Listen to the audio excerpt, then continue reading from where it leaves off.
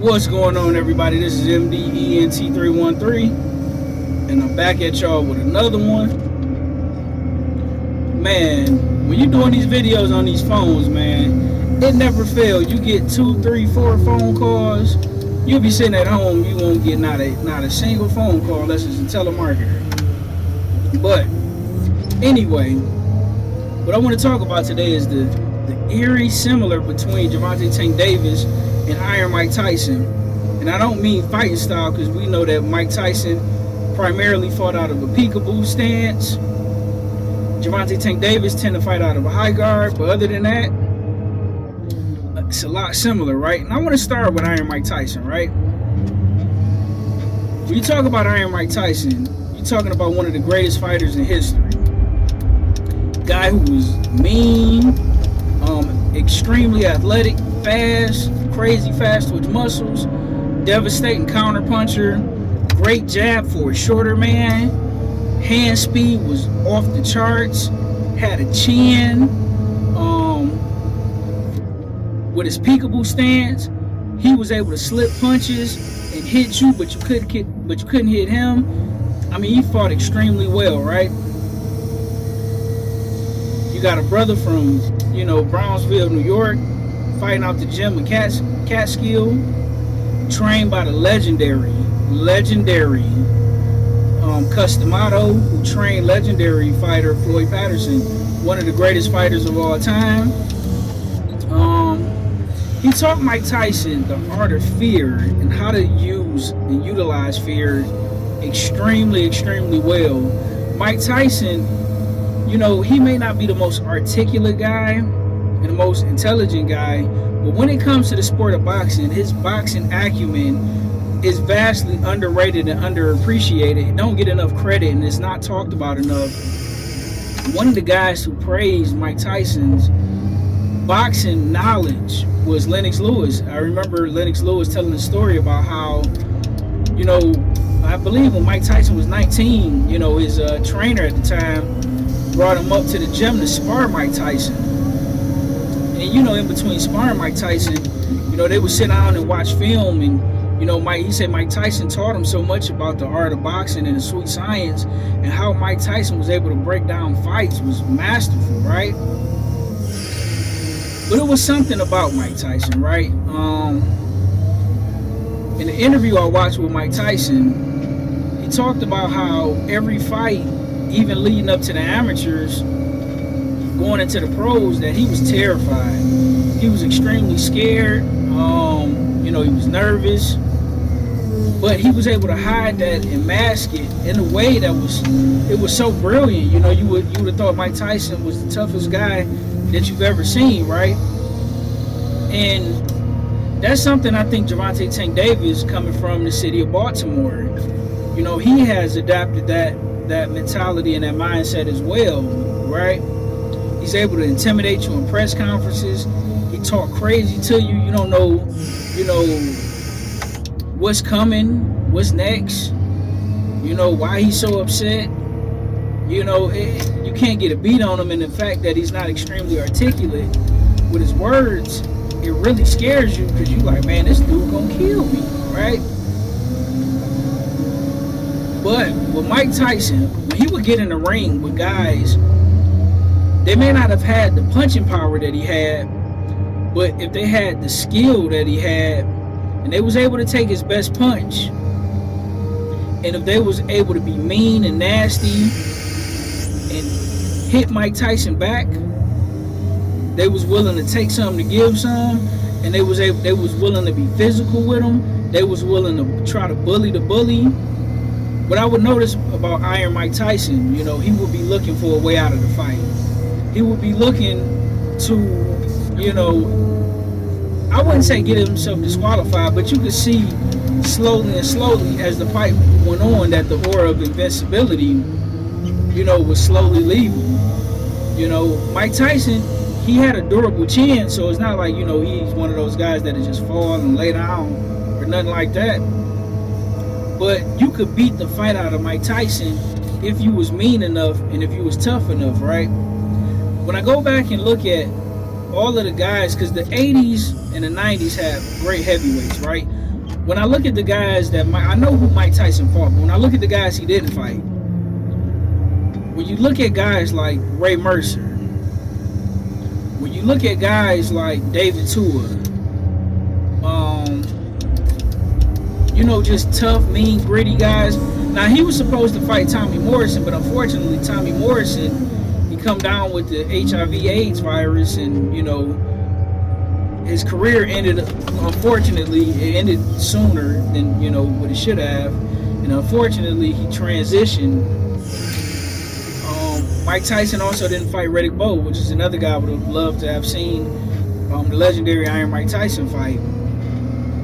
But when he was in there with James Buster Douglas, that was the first time you had seen the fight beat out of Mike Tyson. Now, I'm going to do another story on that ref that messed that count up. I'm going to do a story on him and Jack Reese, as well as that guy Steve Willis, who reffed the Lamont Roach Gervonta Tank Davis fight this past Saturday, and how these guys alter and change the course of history by not doing their jobs effectively, right? That's a story for another day. I'm gonna get on to that. I'm gonna probably do that later on today. But anyway, Mike Tyson, he should have been awarded a knockout in that fight with James Buster Douglas. Same way Wilder should have been afforded a knockout against Tyson Fury in the first fight. Same way that Lamont Roach should have been credited with a knockdown in the Gervonta Tank Davis fight, right? When you going against bullies like that, right? If you can stand in the pocket, limit, not let them get as much extension on their arm punches. When they throw their punches, when you fighting a power puncher, a lot of guys typically want to box on their toes and stay away from the power. But the truth of the matter is, when you fighting a puncher, you're supposed to stay inside the power so he don't get full extension on his power. And you're supposed to come forward and push the puncher backwards, right? How does that correlate to Gervonta Tank Davis, right? With Gervonta Tank Davis, similar to Mike Tyson, come from a rough background. He come from the streets of Baltimore. Like Mike Tyson come from the streets of Brownsville, New York, or Catskill, New York. Gervonta Tank Davis, he also don't speak very eloquently, right? Have a hard time articulating his words and getting his thoughts across. He used fear tactics pre-fight. A lot of times guys, they hear stories about the power and they watch the highlights, and you can psych yourself out, right? This is one of the things that Iron Mike Tyson would talk about a lot, that he learned from Customato, fear, right? Intimidation, how to utilize that, right? Guys like Gervonta Tank Davis come from Baltimore and come from the hood. He does that very well. The problem is when guys like Gervonta Tank Davis come across guys that they may not have the punching power that he have, but they're just as skilled, they're just as mean, but they also come from that same background that you come from. So those fear tactics tend to not work on those guys like that. When you look at Evander Holyfield fought Iron Mike Tyson multiple times in the amateurs. He sparred with Mike Tyson multiple times, right? When you look at Lamont Roach, it's the same scenario. Very nice guy, just like Evander Holyfield. Very, very nice guy. Very underrated and underappreciated guy. I underestimated Lamont Roach. I'm a guy who underappreciated Lamont Roach, right? When you think of the sport of boxing, you think of, it's supposed to be tough guys, mean, nasty. So when you see extremely nice guys like Lamont Roach or Evander Holyfield, you tend to not take them for tough guys, right?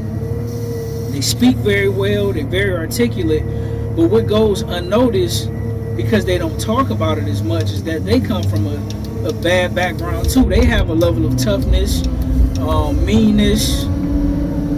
They just know when and where to do it, right? They understand that it's a time and place for everything.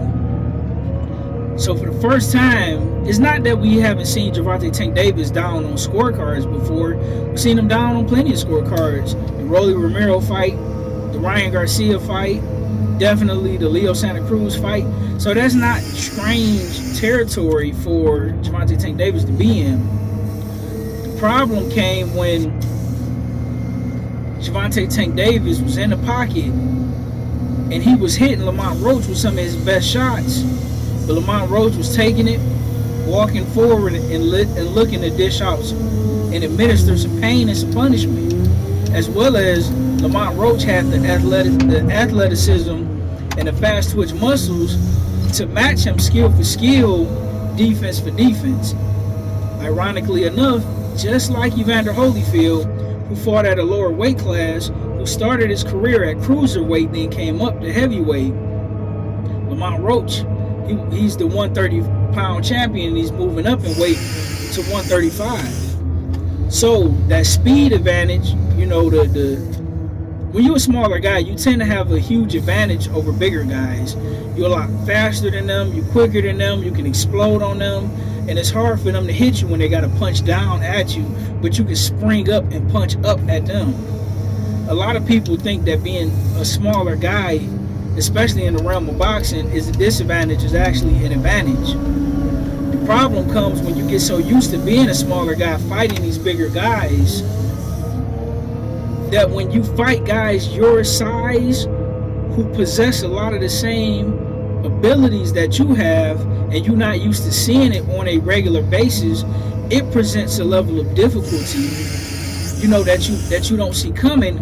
And the fact that you got to do it on a live stage in real time and navigate those waters that separate the elite fighters from the good fighters. And what we saw last night, what we saw Saturday night, we saw the bully getting bullied. We saw Gervonta hitting Lamont Roach and Lamont Roach being able to take Gervonta Tank Davis's power. But we seen Gervonta Tank Davis wasn't always able to take what Lamont Roach was dishing out. Because even though that Gervonta Tank Davis tend to get hit a lot in fights, a lot of guys don't sit down on their punches and look to administer pain to Gervonta Tank Davis. A lot of guys are so fearful of him and fearful of his power and his explosiveness that when they hitting Gervonta Tank Davis, it's pretty much to get off me punches, just to back him up, just to get away from me so I can get up out of their punches. Lamont Roach was looking to sit down and put some on them punches and get some respect in there. Now, I know that was going on, but you could also have a situation where he was overlooking Lamont Roach. He was looking at, because he's so used to guys being fearful and scared of him, you know, that he was used to guys going in there and mentally being defeated. And when he wasn't mentally defeated and wasn't going anywhere, that slowly, psychologically, not physically, but psychologically, started to break Tank Davis down, as we seen with Evander Holyfield in the first fight with Iron Mike Tyson.